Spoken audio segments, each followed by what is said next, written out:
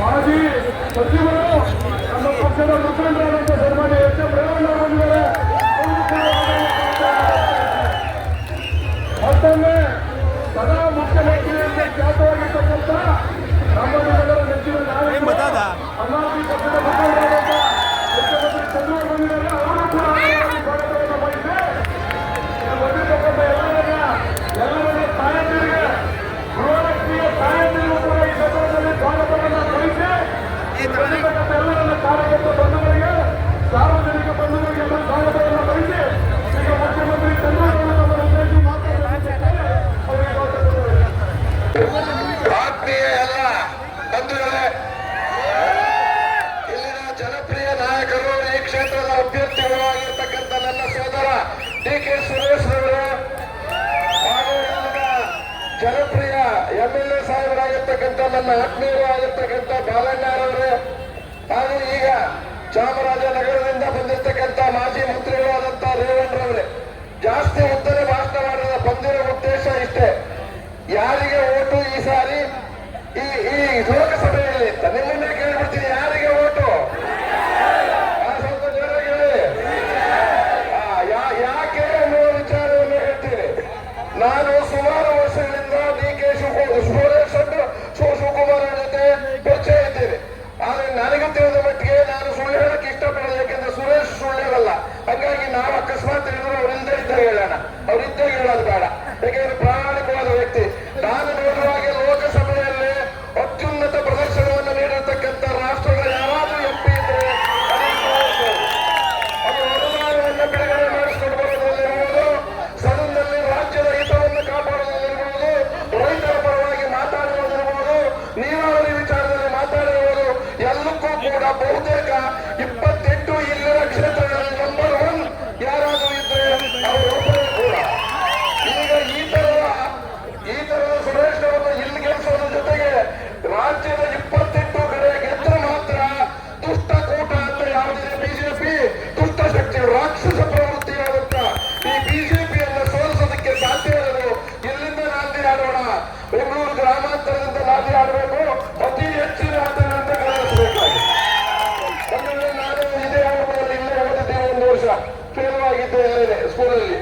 ಅದಾದ್ಮೇಲೆ ಮಠಕ್ಕೆ ಹೋಗೋದ್ರಿಂದ ನಾನು ಇವಾಗಲೇ ನನ್ನ ಜಮೀನು ಎಲ್ಲ ಇದೆ. ನನ್ನ ತಮ್ಮ ಸೋಮಶೇಖರ್ ಅಂತ ಮುತ್ಸಾಗರದಲ್ಲಿದ್ದಾರೆ. ಹಾಗಾಗಿ ನಾನು ಆ ಬಾಂಧವರಲ್ಲಿ ಮನವಿ ಮಾಡ್ಕೊತೀನಿ, ಒಂದು ಓಟು ಆ ಕಡೆ ಈ ಕಡೆ ಹೆಚ್ಚು ಕಡಿಮೆ ಆಗಿದೆ, ಕೈಗೆ ಕೈ ಕೊಡದೆ ಕೈಯನ್ನು ಹಸ್ತವನ್ನು ನೀಡಿ ಅದಕ್ಕೆ ಕುದಿಬೇಕಾಗುತ್ತೆ ಮತವನ್ನು. ನೀವು ಬಿಜೆಪಿಗೆ ಬುದ್ಧಿ ಕಲಿಸೋದಕ್ಕೆ ತಲೆಗೆ ಕುದಿರಿ, ಇವರಿಗೆ ಮತಕ್ಕೆ ಕುದಿರಿ ಅಂತ ಹೇಳಿ ನಿಮಗೆ ಮಾತನ್ನು ಹೇಳ್ತಾ ಇದ್ದೀನಿ. ದಯಮಾಡಿ ಇನ್ನೊಂದು ವಿಚಾರ, ಈಗ ಯಾರೊಂದಾಗಿದ್ದಾರೆ ಭಾರತೀಯ ಜನತಾ ಪಾರ್ಟಿ ನೋಡಿದ್ದೀರಾ, ರಾಕ್ಷಸ ಪ್ರವೃತ್ತಿ ಅಂತ ಹೇಳಿದೆ. ಯಾಕೆ ಹೇಳಿದೆ ಅಂತಂದ್ರೆ ಇವತ್ತು ಪ್ರಚಂಡ ಯಾರಾದ್ರೂ ಭ್ರಷ್ಟಾಚಾರ ಮಾಡಿದ್ರೆ ಚುನಾವಣಾ ಬಾಂಡಿನ ಹೆಸರಿನಲ್ಲಿ ಆ ಭಾರತೀಯ ಜನತಾ ಪಾರ್ಟಿ ಬಿಜೆಪಿ ನಿಮಗೆಲ್ಲ ಗೊತ್ತಿದೆ. ಅಲ್ಲಿ ಬೇಕಾದಷ್ಟು ಜನ ಮಾಜಿ ಮುಖ್ಯಮಂತ್ರಿಗಳಿದ್ದಾರೆ ಬಿಜೆಪಿಯಲ್ಲಿ, ಹಾಲಿ ಮುಖ್ಯಮಂತ್ರಿಗಳು ನಮ್ಮಲ್ಲಿದ್ದಾರೆ, ಮುಂದೆ ಆಗೋರು ಇದ್ದಾರೆ, ಮುಂದೆ ಆಗಬೇಕಾಗಿರೋರು ಇದ್ದಾರೆ. ನಾನು ಮಾತ್ರ ಯಾವತ್ತೂ ಯಾರೂ ಕೂಡ ಮತ ಹಾಕಿ ನನ್ನನ್ನು ಸೋಲಿಸಕ್ಕಾಗಲ್ಲ. ಆ ತರದ ಮುಖ್ಯಮಂತ್ರಿ, ಕಾಯಂ ಮುಖ್ಯಮಂತ್ರಿ ಈ ದೇಶದಲ್ಲಿ ನಾನು ಒಬ್ಬರನ್ನು ಮಾತನ್ನು ಕೂಡ ನಿಮಗೆ ಹೇಳಬೇಕಾಗಿತ್ತು. ಬಂಧುಗಳೇ, ಆ ದೃಷ್ಟಿಯಿಂದ ನನ್ನಿಂದ ಉಪಯೋಗವೂ ಇಲ್ಲ, ಅಪಾಯವೂ ಇಲ್ಲ. ಆದರೆ ರಾಜ್ಯದಲ್ಲಿ ಉಪಯೋಗ ಆಗಬೇಕಾದ್ರೆ ನೀವು ಆಯ್ಕೆ ಮಾಡಿದ ಮುಖ್ಯಮಂತ್ರಿಗಳನ್ನು ಮಾಡಬೇಕು. ಇನ್ನು ಜೆಡಿಎಸ್ ಬಗ್ಗೆ ನಾನು ಹೇಳೋದಿಲ್ಲ. ಈಗಾಗಲೇ ನೋಡಿದ್ದೀನಿ 2,000 ರೂಪಾಯಿ ಹಣವನ್ನು ಗ್ಯಾರಂಟಿಯ ವಿಚಾರದಲ್ಲಿ ಕಾಂಗ್ರೆಸ್ ಸರ್ಕಾರ ಮಾಡಿದ್ರು ಶ್ರೀಮಂತ ಕೆಲಸವನ್ನ 5 ಗ್ಯಾರಂಟಿ ಏನು ಹೇಳಿದ್ರು ಬಹುತೇಕ ಕೊಟ್ಟಿದ್ದಾರೆ. ಬಾಲಗಂಡ ಈಗಾಗಲೇ ಹೇಳ್ತಾ ಬರ್ತಿದ್ರು, ತಾಯಿ 2,000 ಬಂತ, ಯಾವಿ 2,000 ಬಂತ ಬಂದಿದೆ ಅನ್ನೋ ಮಾತನ್ನ ಹೇಳಿದ್ರು.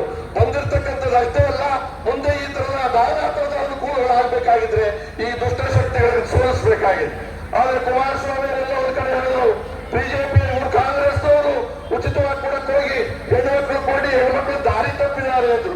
ಯಾರಾದ್ರೂ ಇಲ್ಲ ಮಾತೇನ್ರೆ ತಾಯಂತರಿಗೆ ಹೇಳ್ತಕ್ಕಂಥ ಮಾತ. ಇಂಥವರೆಲ್ಲ ನಾಳೆ ದಿವಸ ರಾಜ್ಯ ಆಡಬೇಕು ಅಂತ ಮತ್ತೆ ಬರ್ತಿದ್ದಾರೆ. ಅವರ ಅಣ್ಣನ ಹೆಂಡತಿ ಭವಾನಿಯವರು ಅವರು ದೊಡ್ಡ ಕಾರ್ ಆಕ್ಸಿಡೆಂಟ್ ಆಗಿ ರೈತ ಅಡ್ಡ ಬಂದ, ಅವ್ನಿಗೆ ಏಟಾಯ್ತು. ಅದನ್ನ ಇಳಿದು ನಾವಾದ್ರೆ ಏನ್ ಮಾಡ್ತೀವಿ, ಯಾರಿಗಾದ್ರೂ ಅಡ್ಡ ಬಂದ್ರೆ ಇಳಿದು ಆಸ್ಪತ್ರೆಗೆ ಕರ್ಕೊಂಡು ಹೋಗಿ ಶುಶ್ರೂಷೆ ಮಾಡ್ತೀವಿ. ಅವರು ಸಾಯಕ್ ಬಂದ್ರೆ ನನ್ನ ಕಾರ್ಗೆ ನೀನ್ ಸತ್ರಗಾರಿಗೇನು ನಂದು ಕೋಟಿ ಕಾಲ ಆಯ್ತು ಅಂತ ಅಂದ್ರು. ಈ ತರದವರೆಲ್ಲ ಕೂಡ ಇವತ್ತು ಭಾರತೀಯ ಜನತಾ ಪಾರ್ಟಿಯಲ್ಲಿ ಸೇರ್ಕೊಂಡು ಓಟ್ ಕೇಳಕ್ ಬರ್ತಾರೆ. ದಯಮಾಡಿ ತಾವು ಗಮನ ಇಟ್ಕೋಬೇಕು. ಬಹಳ ಉತ್ತರ ರಾಷ್ಟ್ರ ಮಾಡಕ್ ಇಷ್ಟ ಇದ್ರು ಕೂಡ ಹೆಚ್ಚು ಮಾತಾಡಕ್ಕಲ್ಲ. ಬೇರೆ ಬೇರೆ ಕಡೆ ಕಾರ್ಯಕ್ರಮಗಳಿಂದ ನಾವು ಇಷ್ಟೇ ಕೇಳ್ಕೊಳ್ಳೋದು ಕಳೆದ. ಆಮ್ ಆದ್ಮಿ ಪಾರ್ಟಿಯಿಂದ ಕೇಜ್ರಿವಾಲ್ ಅವರು ಜೈಲಿನಲ್ಲಿ ಇದ್ರು ಕೂಡ, ಇನ್ನು ಲಕ್ಷಾಂತರ ಜನ ಜೈಲು ಹೋದ್ರು ಕೂಡ ಈ ಸಾರಿ ಕಾಂಗ್ರೆಸ್ ನಾಯಕತ್ವದಲ್ಲಿ ನಮ್ಮ ಈ ಘಟಬಂಧನ ಗೆಲ್ಲಬೇಕು ಅಂತ ಹೇಳಿ ಕಳಿಸಿದ್ದಾರೆ. ಅದಕ್ಕೆ ನಿಮ್ಮೆಲ್ಲರ ಪಾದಾರವಿಂದ ಮನಸ್ಸನ್ನು ಮಾಡಿ ನಮ್ಮ ಜೊತೆಗೆ ಈ ರಾಜ್ಯದಲ್ಲಿ 28ಕ್ಕೆ 28 ಲೋಕಸಭಾ ಸೀಟನ್ನು ಗೆಲ್ಲಿಸಬೇಕಾಗಿದೆ ಅನ್ನೋ ಮಾತನ್ನು ಹೇಳ್ತಾ ಮತ್ತೊಮ್ಮೆ ಮಗದೊಮ್ಮೆ ಬಹಳಷ್ಟು ಹುಡುಗರು ಹೋಗಬೇಕಾದ್ರಿಂದ ನಾನು ಸಂಪೂರ್ಣ ರಾಜ್ಯಾದ್ಯಂತ ಎಲ್ಲೆಲ್ಲಿ ಸಾಧ್ಯವೋ ಅಲ್ಲೆಲ್ಲ ಹೋಗಿ ಕೇಜ್ರಿವಾಲ್ ಅವರಿಗೆ ಆಗಿರ್ತಕ್ಕಂಥ ಅನ್ಯಾಯ, ಅವ್ರನ್ನ ಅರೆಸ್ಟ್ ಮಾಡಿದ್ದಾರೆ. ಅವ್ರನ್ನೆಲ್ಲ ಅರೆಸ್ಟ್ ಮಾಡಿರೋದು ಪ್ರಜಾಪ್ರಭುತ್ವವನ್ನು ಅರೆಸ್ಟ್ ಮಾಡಿದ್ದಾರೆ ಬಿಜೆಪಿ ಅವರು. ಕಾಂಗ್ರೆಸ್ ಪಕ್ಷದ ಹಣವನ್ನು ಸೀಜ್ ಮಾಡಿದ್ದಾರೆ, ಅಕೌಂಟ್ ಸೀಜ್ ಮಾಡಿದ್ದಾರೆ. ಅಕೌಂಟ್ ಎಲ್ಲ ಸೀಜ್ ಮಾಡಿರೋದು, ಸಂವಿಧಾನವನ್ನೇ ಸೀಜ್ ಮಾಡಿದ್ದಾರೆ ಈ ಬಿಜೆಪಿ ಅವರು. ಆ ಸಂವಿಧಾನವನ್ನ ಯಾರು ಸಂವಿಧಾನ ವಿರೋಧವಾಗಿದ್ದಾರೆ, ಸಂವಿಧಾನ ಬದಲಾಯಿಸ್ತಿದ್ದು ಎಂಪಿಗಳು ಅವ್ರ ಜೊತೆಲೇ ಇದ್ದಾರೆ.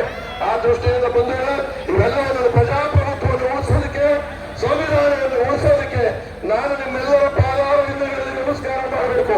ಆಗಲ್ಲ, ವಯಸ್ಸಾಗಿದೆ, ಬಂದು ಬಗ್ಗಕ್ಕಾಗಲ್ಲ. ಈ ಮೈಕು ತಾಯಂದಿರು ಕಾಲು, ಈ ಮೈಕು ಗಂಡಸರ ಕಾಲು ಅಂತ ಹಿಡ್ಕೊಂಡು ನೀವೆಲ್ಲರೂ ಪಾದಾರಗಳನ್ನು ಮುಟ್ಟಿ ಸುರೇಶ್ವರನ್ನ ಅತ್ಯಧಿಕ ಮತದಿಂದ ಗೆಲ್ಲಿಸಬೇಕು ಅಂತ ಗೊತ್ತಾಯ್ತು.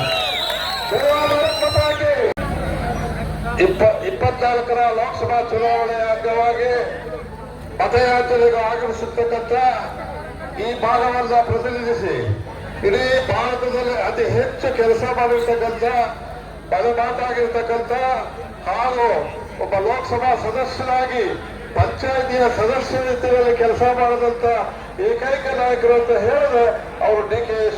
ಸುರೇಶ್ ಅವರು ಅಂತ ಹೇಳೋದಕ್ಕೆ ಹೆಮ್ಮೆ ಆಗ್ತದೆ.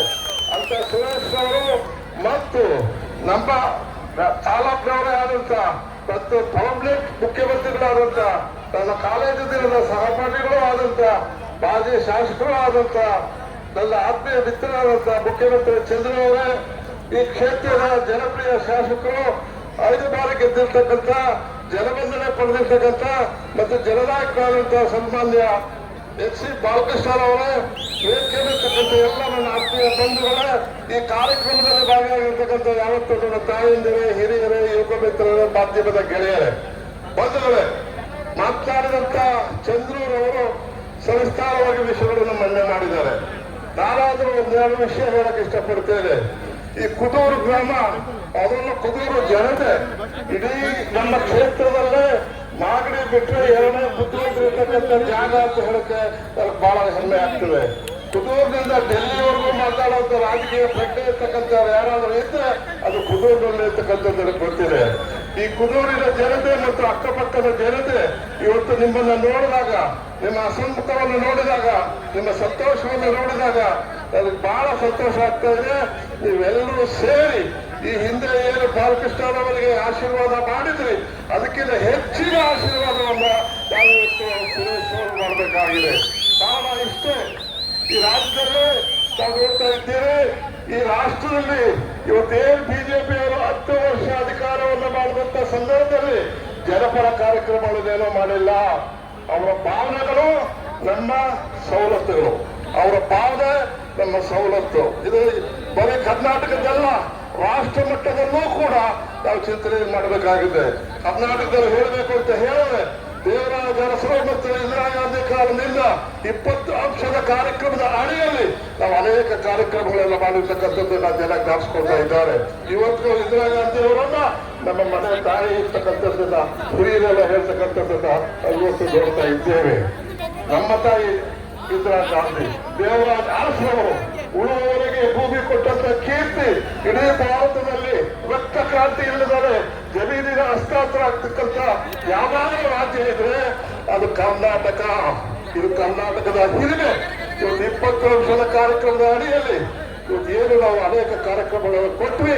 ಅದ್ರ ಜೊತೆಗೆ ಉದಾಹರಣೆಗೆ ವೃದ್ಧಾಪ್ಯ ವೇತನ, ವಿಧವಾ ವೇತನ, ಅಂಗವಿಕಲ ವೇತನ, ಇಲ್ಲೂ ಮುಂತಾದ ಆಶ್ರಯ ಮನೆ, ಹೇಳಕೊಂಡ್ರೆ ಅಂಬೇಡ್ಕರ್ ಮನೆ, ಇಲ್ಲೂ ಮುಂತಾದ ಆಶ್ರಯ ಕಾಲೋನಿಗಳು ಎಲ್ಲವನ್ನು ನೋಡಿದಾಗ ನಾವು ಕೊಡೋದಕ್ಕಿರೋದು. ಒಬ್ಬೊಬ್ಬ ಮುಖ್ಯಮಂತ್ರಿಗಳು ಕೂಡ ಈ ರಾಜ್ಯದಲ್ಲಿ ಅನೇಕ ಕಾರ್ಯಕ್ರಮಗಳನ್ನು ಕೊಟ್ಟಿದ್ದಾರೆ. ಒಂದೊಂದು ಹೇಳಕ್ ಇಷ್ಟಪಡ್ತೇನೆ.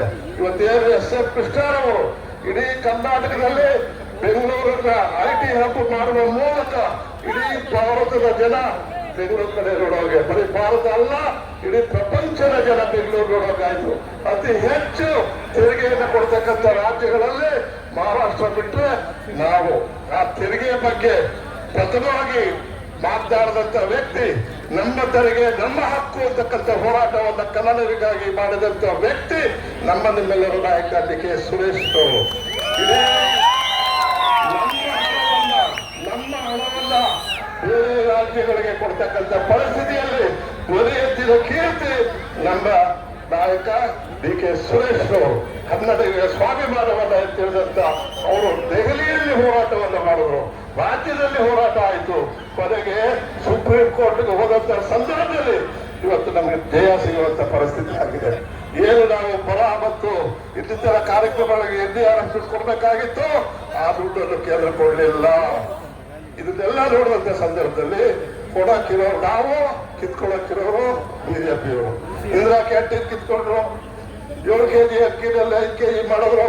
ಅದಕ್ಕೆ ಸಿದ್ದರಾಮಯ್ಯನವರು, DK ಶಿವಕುಮಾರ್ ಅವರ ನಾಯಕತ್ವದಲ್ಲಿ ಕಾಂಗ್ರೆಸ್ ಪಕ್ಷ ಕಳೆದ ಸಾರಿ ನಾವು ಕೊಟ್ಟಂತ 5 ಗ್ಯಾರಂಟಿಗಳು ಇವತ್ತು ಏನು ನಮಗೆ 5 ಗ್ಯಾರಂಟಿ ನಮ್ಮ ಹಸ್ತದ 5 ಬೆರಳಿದ್ದಂತೆ. ಶಕ್ತಿ ಕಾರ್ಯಕ್ರಮ ಇಡೀ ರಾಜ್ಯದಲ್ಲಿ ಇವತ್ತು ಹೆಣ್ಣು ಮಕ್ಕಳು ಎಲ್ಲಿ ಬೇಕಾದ್ರೂ ಹೋಗ್ಬೋದು. ಇವತ್ತಿನ ಆದಾಯ ಎಲ್ರಿಗೂ ಹೆಚ್ಚುತ್ತಾ ಇದೆ, ಇದರಿಂದ ಅವಕಾಶಗಳು ಸಿಗ್ತಾ ಇದೆ, ವ್ಯಾಪಾರ ಆಗ್ತಾ ಇದೆ, ಹಣ ರೊಟೇಷನ್ ಆಗ್ತಾ ಇದೆ.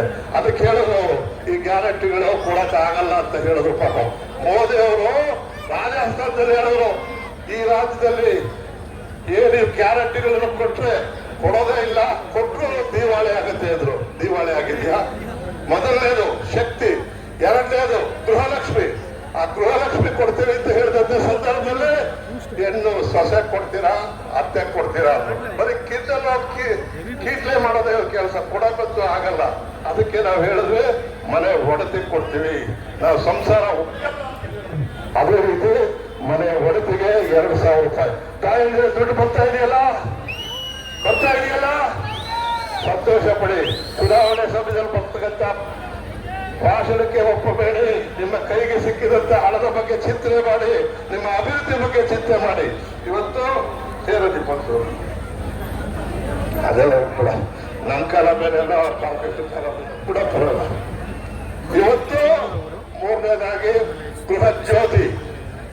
ಮನೆಯಲ್ಲಿ ಇವತ್ತು ಹೆಚ್ಚು ಕಮ್ಮಿ 6.5 ಕೋಟಿಯಲ್ಲಿ 4 ಕೋಟಿ ಜನ ಇವತ್ತು ಬೃಹತ್ ಜ್ಯೋತಿಯನ್ನು ಉಪಯೋಗಿಸ್ತಾ ಇದ್ದಾರೆ. ಝೀರೋ ಕರೆಂಟ್, ಝೀರೋ ಬಿಲ್ ಇವತ್ತು ನಿಮ್ಮ ಮನೆಗೆ ಬರ್ತಾ ಇದೆ. ಇದು ಯಾರು ಮಾಡಿರೋರು? ಇದು ನಾವು ಮಾಡಿದ್ದೇವೆ. ಅನ್ನಭಾಗ್ಯ ನಾವು 7 ಕೆಜಿ ಕೊಡ್ತಿದ್ದೇವೆ, 5 ಕೆಜಿ ಮಾಡಿದ್ರು. ಅದಕ್ಕೆ ಸಿದ್ದರಾಮಯ್ಯನವರು, ಡಿ.ಕೆ. ಶಿವಕುಮಾರ್ ಅವರು ಹೇಳಿದ್ರು, ಮುಂದೆ ನಮ್ಗೆ ಅಧಿಕಾರ ಕೊಡಿ, ನಾವು 10 ಕೆಜಿ ಅಕ್ಕಿ ಕೊಡ್ತೀವಿ ಅಂತ ಹೇಳಿದ್ರು. 10 ಕೆಜಿ ಅಕ್ಕಿ ಕೊಡಕ್ಕೆ ತಯಾರಾಗಿ ನಾವು ಕೇಂದ್ರದಲ್ಲಿ ಕೇಳಿಕೊಂಡ್ವಿ. ಆದ್ರೆ ಅವರು ನಮಗೆ ದುಡ್ಡು ಕೊಟ್ಟರು, ಅಕ್ಕಿ ಕೊಡ್ಲಿಲ್ಲ. ಅಕ್ಕಿ ಬೇಕಾದಷ್ಟಿದೆ ಕೇಂದ್ರದಲ್ಲಿ, ಯಾಕೆ ಕೊಡ್ಲಿಲ್ಲ? ಇವರು ಕೊಟ್ರೆ ಅದು ಅವ್ರಿಗೆ ಹೆಸರು ಬರುತ್ತೆ, ಅದಕ್ಕಾಗಿ ಕೊಡ್ಲಿಲ್ಲ. ಆದರೆ ಸಿದ್ದರಾಮಯ್ಯನವರು, ಡಿ.ಕೆ. ಶಿವಕುಮಾರ್ ಅವರು ದೊಡ್ಡ ಕ್ಯಾಬಿನೆಟ್ ತೀರ್ಮಾನ ಮಾಡ್ತು, 5 ಕೆಜಿ ಅಕ್ಕಿ ಒಂದು ತಲೆಗೆ 170 ರೂಪಾಯಿ, 5 ಜನ ಇದ್ರೆ 850 ರೂಪಾಯಿ ತಿಂಗಳಿಗೊಂದ್ಸರಿ ನೇರವಾಗಿ ನಿಮ್ಮ ಮನೆಗೆ ಬರ್ತಾ ಇದೆ. ಬರ್ತಾ ಇದೆ ಸ್ವಾಮಿ. ಇದಕ್ಕಿಲ್ಲ ಉದ್ಯೋಗ ಕೊಡ್ತೀನಿ ಅಂತ ಹೇಳಿದ್ರು. ಮೋದಿ ಅವರು ಹೇಳಿದ್ದು, ನಾವು ಹೇಳಿದ್ದು ಲೆಕ್ಕ ಹಾಕೊಳ್ಳಿ. ನಾವು ನುಡಿದಂತೆ ನಡೆದಿದ್ದೇವೆ, ಅವರು ಸುಳ್ಳನ್ನು ಹೇಳ್ತಿದ್ದಾರೆ. ಸುಳ್ಳು ಬೇಕಾ, ಸತ್ಯ ಬೇಕಾ? ಕಳೆದ ಸಾಲಿನಲ್ಲಿ ಏನು ಮಾನ್ಯ ಸಿದ್ದರಾಮಯ್ಯನವರ ಸರ್ಕಾರ ಈ ರಾಜ್ಯದಲ್ಲಿ ಏನು ಬಸವ ಜಯಂತಿ ದಿವಸ ಮೊದಲು ಪ್ರಮಾಣ ವಚನ ಸ್ವೀಕರಿಸಿದ ದಿನ ಮಾಡಿದಂತ ಕೆಲಸ, ಆಶ್ರಯ ಮನೆಗಳ ಸಾಲವನ್ನ ಮನ್ನಾ ಮಾಡಿದ್ದು, ವಿವಿಧ ಇಲಾಖೆಗಳ ಪಡೆದಂತ ಸಾಲವನ್ನ ಮನ್ನಾ ಮಾಡಿ ಜನಮನ ಗೆದ್ದಿದ್ದು ಮೊದಲನೇ ಸಾರಿ. ತದನಂತರ ಕೊಟ್ಟಂತ 165 ಭರವಸೆಗಳನ್ನು ಕೂಡ ಈಡೇರಿಸಿದಂಥದ್ದು ನಮ್ಮ ಸರ್ಕಾರ. ಇವತ್ತು ಇವರು ಹೇಳಿದ್ರು, ನನಗೊಂದು 100 ದಿವಸ ಟೈಮ್ ಕೊಡಿ, ನಿಮಗೆ ಬಹಳ ಒಳ್ಳೆ ಕೆಲಸ ಮಾಡಿ ಅಚ್ಚಾ ದಿನ ಆಯೋಗ ಅಂತ ಹೇಳಿದ್ರು. ಅಚ್ಚಾ ದಿನನೂ ಇಲ್ಲ. ಇವತ್ತು ನಮ್ಮ ಪರಿಸ್ಥಿತಿ ಏನಾಗಿದೆ, ಬೆಲೆ ಏರಿಕೆ ಎಲ್ಲಿಗೆ ಹೋಗಿದೆ. ಇಂಥ ಸಂದರ್ಭದಲ್ಲಿ ಇವತ್ತು ನಾವೆಲ್ಲ ಚಿಂತೆ ಮಾಡಬೇಕು. ನಾವು ಕೊಟ್ಟಂತ ಭರವಸೆಗಳು, ಅವ್ರು ಕೊಟ್ಟಿದ್ದೇನು? ನಾವು ಬಂದ್ರೆ ಹೊರದೇಶದಿಂದ 15 ಲಕ್ಷ ರೂಪಾಯಿ ನಿಮ್ಮ ಅಕೌಂಟ್ ಹಾಕ್ತೀವಿ ಅಂದ್ರು. ಜನ ಪಾಪ ಜರ್ದಲ್ ಅಂತ ಹೋಗಿ ಅಕೌಂಟ್ ಓಪನ್ ಮಾಡಿದ್ರು. ಯಾರ ಅಕೌಂಟ್ ಅಲ್ಲ ಅದು 10 ರೂಪಾಯಿ ಬಂದಿದೆಯಾ? ಇದು ಸುಳ್ಳು. ನಿಮ್ಮ ರೈತರ ಪರವಾಗಿ ಏನು ಕೇಂದ್ರ ಸರ್ಕಾರ ಇದ್ದು 72 ಲಕ್ಷ ಕೋಟಿ ಹಣವನ್ನ ನಾವು ಮನ್ನಾ ಮಾಡಿದ್ವಿ. ರೈತರ ಸಾಲ ಇವರು ರೈತರಿಗೆ ಪರವಾದಂತ ಕೆಲಸ ಮಾಡಿದಾರ? ಇಲ್ಲ. ಅದಲ್ಲದೆ ಉದ್ಯೋಗ ಕೊಡ್ತೀವಿ, ವರ್ಷಕ್ಕೆ 2 ಕೋಟಿ ಇದ್ರು. 10 ವರ್ಷಕ್ಕೆ ಎಷ್ಟಾಗಬೇಕಾಗಿತ್ತು? 20 ಕೋಟಿ ಇದೆಯಾ? ಇಲ್ಲ. ಇವುಗಳನ್ನೆಲ್ಲ ನೋಡಿದಾಗ ಇವತ್ತಿನ ಭರವಸೆಗಳು ಕೂಡ ಇವರು ಚಂಬು ಕೊಡ್ತಾ ಇದ್ದಾರೆ ನಮ್ಗೆ. ಚಂಬು ಇವತ್ತು ನೋಡ್ತಾ ಇದ್ದೀರಾ, ಅವ್ರು ಹೇಳಿದ್ದೆಲ್ಲ ಚಂಬಾಗಿದೆ. ನಾವು ಜನಗಳಿಗೆ ಕೊಟ್ಟಿದ್ದೇವೆ.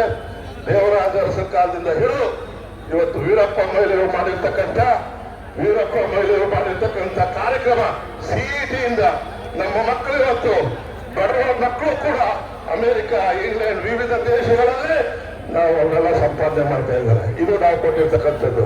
ಬಂಗಾರಪ್ಪನವರು ರೈತರಿಗಾಗಿ 10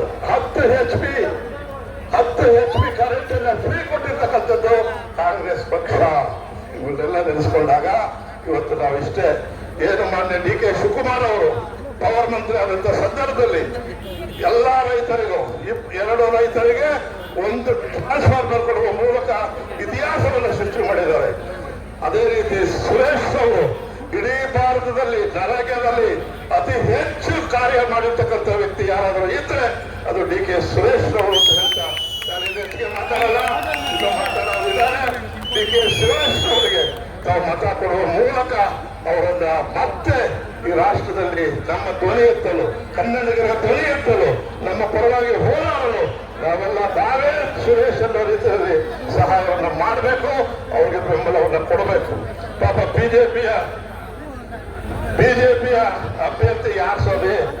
ಇವತ್ತು ದಳದ ಕಾರ್ಯಕರ್ತರಿಗೆ ಮನವಿ, ಸ್ವಾಮಿ ನೀವೆಲ್ಲ ದುಡಿತೀರ, ದಳದಲ್ಲಿ ದುಡಿದವರಿಗೆ ಯಾರಿಗಾದ್ರೂ ಏನಾದ್ರು ಸಿಗುತ್ತಾ? ಯಾರ ದುಡಿತಾರೋ ಎಲ್ಲ ಅವ್ರ ಮನೆ ದಾರ ಎರಿಬೇಕು. ಅವ್ರ ಮಗ, ಅವ್ರ ಮೊಮ್ಮಗ ಕೊನೆಗೆ ಎಷ್ಟು ಬುದ್ಧಿವಂತರು ಅಂದ್ರೆ ಕೋಲಾರದಲ್ಲಿ ಏನಾದ್ರು ಜನರಲ್ ಸೀಟ್ ಇದ್ದಿದ್ರೆ ಅವ್ರ ಮನೆ ಹೆಂಗಸರು ನಿಲ್ಲಿಸ್ಬಿಟ್ಟಿದ್ರು. ಅದಿಲ್ಲ, ಅದು SC ಸೀಟ್ ಆದ್ರಿಂದ ಬಿಟ್ಟಿದ್ದಾರೆ. ಬಿಡೋರಲ್ಲ ಅವರು, ರಾಕ್ಷಸಗಳ. ಆ ದೇವೇಗೌಡರು ಮಾತಾಡ್ತಕ್ಕಂಥ ಮಾತು, ಅವ್ರ ಪ್ರಧಾನಿ ಆಗಿದ್ದು ನಮ್ಮಿಂದ, ಅವ್ರು ಮುಖ್ಯಮಂತ್ರಿ ಆಗಿದ್ದು ನಮ್ಮಿಂದ, ಕಾಂಗ್ರೆಸ್ ಇಂದ. ಆದ್ರೆ ಉಂಡು ಮನೆಗೆ ಬಗೆಯಂತ ಅವ್ರ ಬಗ್ಗೆ ಚಿಂತೆ ಮಾಡಿ ಇವತ್ತೊಂದು ರಾಜಕೀಯ ಮಾಡೋರೆ. ಯಾರದ? ಅವ್ರ ಅಲ್ಲಿಂದ ಅವ್ರ ಕೈಯಲ್ಲಿ ಫಾರಂ ಇತ್ತಲ್ಲ, ಜಲ್ದಿ ನಿಲ್ಲಿಸಬಹುದಾಗಿತ್ತಲ್ಲ, ಯಾಕೆ ನಿಲ್ಲಿಸಲಿಲ್ಲ? ಸೋಲ್ತಾರೆ ಅಂತ. ಇಲ್ಲೂ ಅದೇ ಆಗೋದು, ಇಲ್ಲೂ ಅದೇ ಆಗೋದು. ಸ್ವಾಮಿ ಡಾಕ್ಟರ್ ಬಗ್ಗೆ ಆಪರೇಷನ್ ಮಾಡಿದ್ದಾರೆ, ಸರ್ಕಾರಿ ಸಂಬಳ ತಗೋತಿದ್ರು, ಆಪರೇಷನ್ ಮಾಡಿದ್ರು. ನಮ್ಗೆ ಎದೇನೋ ಬಂದಾಗ ನಾವು ಹೋಗೋಣ ಆಸ್ಪತ್ರೆಗೆ. ಈಗ ಯಾರಿಗೂ ಬರೋದು ಬೇಡ, ಅವರ ಸಹಕಾರ ಬೇಡ. ನಮ್ ಜೊತೆಲಿ ಇರ್ತಕ್ಕಂಥ, ಯಾವತ್ತೂ ನಮ್ ಜೊತೆಲಿ ಇರ್ತಕ್ಕಂಥ ಸುರೇಶ್ ಅವರಿಗೆ ನಾವು ಮಾತಾಡ್ಬೇಕು ಅಂತ ಹೇಳಿ ಮುಂದಿನ ಇನ್ನು ಅನೇಕ ವಿಷಯಗಳಿದೆ. ಒಂದು ಮಾತಕ್ಕೆ ಹೇಳಕ್ ಇಷ್ಟಪಡ್ತೇನೆ. ಈಗಾಗಲೇ ಅವರು ಈ ಭಾಗದಲ್ಲಿ ಸೈಟ್ ಕೊಡೋದು, ನಾವು ಕೊಟ್ಟಂತ ಸೈಟ್ ಬಿಟ್ರೆ ಮತ್ತೆ ಸೈಟ್ ಕೊಟ್ಟಿರಲಿಲ್ಲ. ಇಲ್ಲಿ ಸೈಟ್ ಕೊಡಬೇಕು ಅಂತ, ನಿವೇಶನ ಕೊಡಬೇಕು ಅಂತ ಬೇಡಿಕೆಯನ್ನ ಮಾನ್ಯ ಬಾಲಕೃಷ್ಣ ಅವರು ಚುನಾವಣೆಯಲ್ಲಿ ಹೇಳಿದ್ರು. ಅದಕ್ಕೆ ತಯಾರು ಮಾಡಿದ್ದಾರೆ. ಅವ್ರಿಗೆ ಬಿಡ್ತೀವಿ, ಅವ್ರು ಹೇಳಿ, ಅವ್ರು ಮಾತಾಡಲಿ ಅಂತ ಹೇಳ್ತಾ ತಮ್ಮೆಲ್ಲರಿಗೂ ಶುಭಕಾಮನೆಗಳನ್ನ ಹೇಳಿ, ಶುಭಾಶಯವನ್ನು ಹೇಳಿ ಮಾತು ಹೇಳ್ತಾರೆ. ರೇವಣ್ಣವ್ರು ಬರಲ್ಲ, ರೇವಣ್ಣವರು ಇಲ್ಲ ಇರೋದು ಖಂಡಿತ ರಾತ್ರಿದವರಲ್ಲ. ಕಳೆದ ಸಾರಿಗೂ ನೋಡಿದ್ದೀರಾ, ಈ ಸಾರಿಗೂ ನೋಡ್ತೀರಾ. ನನ್ನ ಉಸಿರಿನವರೆಗೂ ನಾನು ಕಾಂಗ್ರೆಸ್ ಇಂದ ಬಂದಿದ್ದೇನೆ, ಕಾಂಗ್ರೆಸ್ ನಾನು ಇಡೀ ನಿಮ್ಮೆಲ್ಲರ ಆಶೀರ್ವಾದದಿಂದ, ತಾಯಂದಿರ ಆಶೀರ್ವಾದದಿಂದ ಇವತ್ತು ನನಗೆ ಈ 5 ಗ್ಯಾರಂಟಿಗಳ ಸರಿಯಾಗಿ ತಲುಪ್ತಿದೆಯಾ ಇಲ್ವಾ ಅಂತ ನೋಡುವಂತ ಕಾರ್ಯ ಕೊಟ್ಟಿದ್ದಾರೆ. ಆ ಜವಾಬ್ದಾರಿ ಯಾರಿಗಾದ್ರೂ ಸರಿಯಾಗಿ ತಲುಪ್ತಾ ಇದ್ರೆ ನನ್ನ ಸಂಪರ್ಕ ಪಡೆದ್ರೆ ಖಂಡಿತ ತಲುಪಿಸುವಂತ ಕೆಲಸ ಮಾಡ್ತೇನೆ ಅಂತ ಭರವಸೆಯನ್ನು ಕೊಟ್ಟು ಕಟ್ಟ ಕಡೆಯ ಬಡವರಿಗೂ ಕೂಡ ಈ ಕಾರ್ಯಕ್ರಮ ತಲುಪಬೇಕು ಅನ್ನೋದೇ ಡಿ ಕೆ ಶಿವಕುಮಾರ್ ಅವರ, ಸಿದ್ದರಾಮಯ್ಯನವರ ನಮ್ಮ ಆದೇಶ, ಆಶಯ, ಆಸೆ. ಇದು ನೆರವೇರಿಸಬೇಕು ಅಂತ ಹೇಳ್ತಾ ತಮ್ಮೆಲ್ಲರಿಗೂ ಶುಭಕಾಮನೆಗಳನ್ನ ಹೇಳಿ ನನ್ನ ಮಾತು ಮುಗಿಸ್ತೀನಿ. ನಮಸ್ಕಾರ. ಕೂಡ ತಮ್ಮನ್ನು ಉದ್ದೇಶಿಸಿ ಮಾತಾಡ್ತಾರೆ. ನಾನು ಹೆಚ್ಚಿಗೆ ಮಾತಾಡಲಿಕ್ಕೆ ಹೋಗಲ್ಲ. ಸ್ಥಳೀಯವಾದಂತ ಒಂದು 4-5 ಘಟನೆಗಳನ್ನು ಮಾತ್ರ ಹೇಳಲಿಕ್ಕೆ ಇಚ್ಛೆ ಪಡ್ತೇನೆ. ಆತ್ಮೀಯ ಬಂಧುಗಳೇ, ನನ್ನ ಚುನಾವಣೆಯಲ್ಲಿ ತಾವೆಲ್ಲರೂ ಕೂಡ 5ನೇ ಬಾರಿ ಈ ಕ್ಷೇತ್ರದ ಕಾಂಗ್ರೆಸ್ ಶಾಸಕನಾಗಿ ನಿಮ್ಮೆಲ್ಲರ ಸೇವೆಯನ್ನ ಮಾಡಲಿಕ್ಕೆ ಆಯ್ಕೆ ಮಾಡಿದಂತ ತಮ್ಮೆಲ್ಲರಿಗೂ ಕೂಡ ಈ ಸಂದರ್ಭದಲ್ಲಿ ನಾನು ಕೃತಜ್ಞತೆಯನ್ನು ಸಲ್ಲಿಸಲಿಕ್ಕೆ ಇಚ್ಛೆ ಪಡ್ತೇನೆ. ಆತ್ಮೀಯ ಬಂಧುಗಳೇ, ನಾವು ಈ ಒಂದು ವೇದಿಕೆಯಲ್ಲಿ ಭಾಷಣ ಮಾಡತಕ್ಕಂಥ ಸಂದರ್ಭದಲ್ಲಿ ಕೆಲವು ವಿಚಾರಗಳಲ್ಲಿ ಚರ್ಚೆ ಮಾಡಿದ ಕುದೂರಿನ ನಾಗರಿಕರ ವಿಚಾರವಾಗಿ, ಅದರಲ್ಲಿ ಪ್ರಮುಖವಾಗಿ ಇವತ್ತು ರಾಮಲೀಲಾ ಮೈದಾನವನ್ನ, ಕ್ರೀಡಾಂಗಣವನ್ನು ಅಭಿವೃದ್ಧಿ ಮಾಡ್ತೇವೆ, ನೀವು ನನಗೆ ಅಧಿಕಾರವನ್ನು ಕೊಟ್ಟರೆ ಕಾಂಗ್ರೆಸ್ ಪಕ್ಷಕ್ಕೆ ಮತವನ್ನು ಹಾಕಿದ್ರೆ ಅಂತೇಳಿ ಈಗಾಗಲೇ ಸುಮಾರು 6 ಕೋಟಿ ಹಣವನ್ನ ಸನ್ಮಾನ್ಯ ಡಿ ಕೆ ಸುರೇಶ್ ಅವರು ರಾಮಲೀಲಾ ಮೈದಾನ ಅಭಿವೃದ್ಧಿಗೆ ಬಿಡುಗಡೆ ಮಾಡಿದ್ದಾರೆ ಅಂತಕ್ಕಂಥದ್ದನ್ನ ನಾನು ಬಹಳ ಸಂತೋಷವಾಗಿ ಹೇಳಿಕೆ ಇಚ್ಛೆ ಪಡ್ತೇನೆ. ಸನ್ಮಾನ್ಯ ಬಂಧುಗಳಿಂದ 2ನೇ ವಿಚಾರ ಏನಂತಂದ್ರೆ, ಈ ಪಟ್ಟಣದಲ್ಲಿರ್ತಕ್ಕಂಥ ಹಾಸ್ಪಿಟಲ್ ಅದನ್ನ ಅಭಿವೃದ್ಧಿ ಪಡಿಸಬೇಕು, ಮೇಲ್ದರ್ಜೆಗೆ ಏರಿಸಬೇಕು, ಹೆಚ್ಚಿನ ಡಾಕ್ಟರ್ಗಳನ್ನ ಹಾಕಿಸಬೇಕು ಅಂತಕ್ಕಂಥ ಮಾತನ್ನ ಏನು ವಾಗ್ದಾನವನ್ನು ಕೊಟ್ಟಿದ್ದೇವೆ. ಈ ಚುನಾವಣೆ ಕಳೆದ 6 ತಿಂಗಳಲ್ಲಿ ಈಗಾಗಲೇ ಅದು ಸರ್ಕಾರದ ಕಾರ್ಯದರ್ಶಿಗಳ ಬಳಿ ಹೋಗಿದೆ. ಅದು ಈ ಒಂದು ಚುನಾವಣೆ ಕಳೆದ 4ರಿಂದ 6 ತಿಂಗಳೊಳಗೆ ಇದನ್ನ ಹೆಚ್ಚುವರಿಯಾಗಿ ಅಭಿವೃದ್ಧಿ ಪಡಿಸಿ ಹಾಸ್ಪಿಟಲ್ಗಳನ್ನ ಪ್ರತಿನಿತ್ಯ 24 ಗಂಟೆ ಡಾಕ್ಟರ್ಗಳು ಎಲ್ಲರೂ ಕೂಡ ನಿರ್ವಹಣೆ ನಾವು ಮಾಡಲಿಕ್ಕೆ ತಯಾರಿದೆ ಅಂತಕ್ಕಂಥ ಮಾತನ್ನ ಈಗ ಹೇಳಲಿಕ್ಕೆ ಇಚ್ಛೆ ಪಡ್ಕೊಂಡು ಬಂದಿದ್ದಾರೆ. ಅದಲ್ಲದೆ ಇವತ್ತು ಬಡ ವರ್ಗದ ಮಕ್ಕಳು, ಮಧ್ಯಮ ವರ್ಗದ ಮಕ್ಕಳು ವಿದ್ಯಾಭ್ಯಾಸಕ್ಕೆ ಕಾನ್ವೆಂಟ್ಗಳಿಗೆ ಹೋಗ್ತಾ ಇರ್ತಕ್ಕಂಥ ಪರಿಸ್ಥಿತಿಯಲ್ಲಿ ಸನ್ಮಾನ್ಯ ಡಿ ಕೆ ಸುರೇಶ್ ಅವರು ಆಲೋಚನೆಯನ್ನು ಮಾಡಿ ನನ್ನ ಕ್ಷೇತ್ರದಲ್ಲಿ 5 KPS ಶಾಲೆಗಳು ಅಂತ ಹೇಳಿದ್ರೆ ಎಲ್ಲ ಮಕ್ಕಳು ಕೂಡ ಬಡವರು ಇಂಗ್ಲಿಷ್ ಮೀಡಿಯಂ, ಕನ್ನಡ ಮೀಡಿಯಂನಲ್ಲಿ 1ನೇ ತರಗತಿಯಿಂದ 12ನೇ ತರಗತಿವರೆಗೆ ಎಲ್ಲ ಸೌಲಭ್ಯ ಇರತಕ್ಕಂಥ ಒಂದು ಶಾಲೆಯನ್ನ ಪ್ರಾರಂಭ ಮಾಡಬೇಕು ಅಂತ ಹೇಳಿ ಈಗಾಗಲೇ ನಾವು ಪೂಜೆಯನ್ನು ಕೂಡ ಮಾಡಿದ್ದೇವೆ. KPS ಶಾಲೆಯನ್ನ ಕುದೂರಿನಲ್ಲಿ ಪ್ರಾರಂಭ ಮಾಡಲಿಕ್ಕೆ ಕಾರಣಕರ್ತರು ಯಾರು ಅಂತಂದ್ರೆ ಅದು ಡಿ ಕೆ ಸುರೇಶ್ ಅವರು ಅಂತಕ್ಕಂಥದ್ದನ್ನು ಕೂಡ ನಾವೆಲ್ಲ ಪ್ರಾಮಾಣಿಕವಾಗಿ ಒಪ್ಪಬೇಕಾಗ್ತದೆ ಬಂಧುಗಳೇ.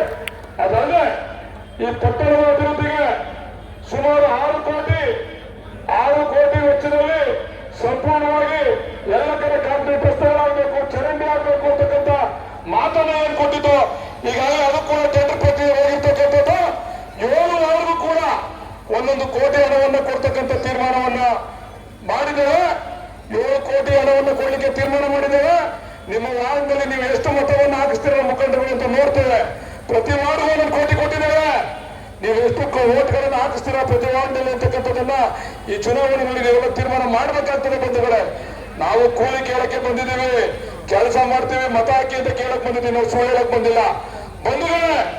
ವೀರಾಪುರದಲ್ಲಿ ಸ್ವಾಮೀಜಿಯವರ ಗ್ರಾಮವನ್ನ ಯಡಿಯೂರಪ್ಪನವರಿದ್ದಂತ ಸಂದರ್ಭದಲ್ಲಿ ಅದನ್ನು ಅಭಿವೃದ್ಧಿ ಪಡಿಸಬೇಕು ಅಂತ ಹಣವನ್ನ ಮಂಜೂರು ಮಾಡಿದ್ರೆ ಅವರು ಅದಕ್ಕೆ ಹೇಳಿದ ತಕ್ಷಣನೇ ಯಡಿಯೂರಪ್ಪನವ್ರನ್ನ ಕೆಳಗೆ ಅಧಿಕಾರದಿಂದ ಹೇಳಿದ ತಕ್ಷಣನೇ ಅಭಿವೃದ್ಧಿಯನ್ನು ಕಡೆಗಾಣಿಸಿದ್ರು.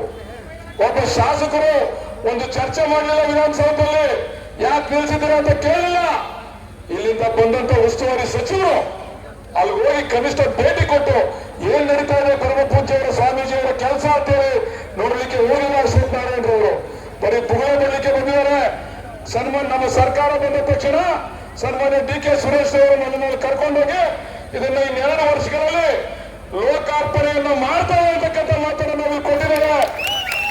ನಾವೆಲ್ಲರೂ ಕೂಡ ಪರಮ ಪೂಜ್ಯ ಶಿವಕುಮಾರ ಸ್ವಾಮೀಜಿಯವರವರ ನಾವೆಲ್ಲ ಕೂಡ ಅಭಿಮಾನಿಗಳಿಗೆ ಸಂತೋಷದ ಸುದ್ದಿ ಅಂತಂದ್ರೆ ಭಾರತೀಯ ಜನತಾ ಪಕ್ಷದವರು ಏನು ಮಾಡ್ಲಿಕ್ಕೆ ಸಾಧ್ಯ ಆಗಲಿಲ್ಲ. ಅದನ್ನ ನಾವು ಕಾಂಗ್ರೆಸ್ನವರು ಅದನ್ನ ಅಭಿವೃದ್ಧಿ ಪಡಿಸಿ ಇನ್ನೆರಡು ವರ್ಷಗಳಲ್ಲಿ ಅವರು ಲೋಕಾರ್ಪಣೆ ಮಾಡ್ತಾರೆ ಅಂತಕ್ಕಂಥ ಮಾತನ್ನು ಇಲ್ಲಿ ಹೇಳಲಿಕ್ಕೆ ಸನ್ಮಾನ್ಯ ಬಂಧುಗಳು ಇಚ್ಛೆ ಪಡ್ತಾರೆ.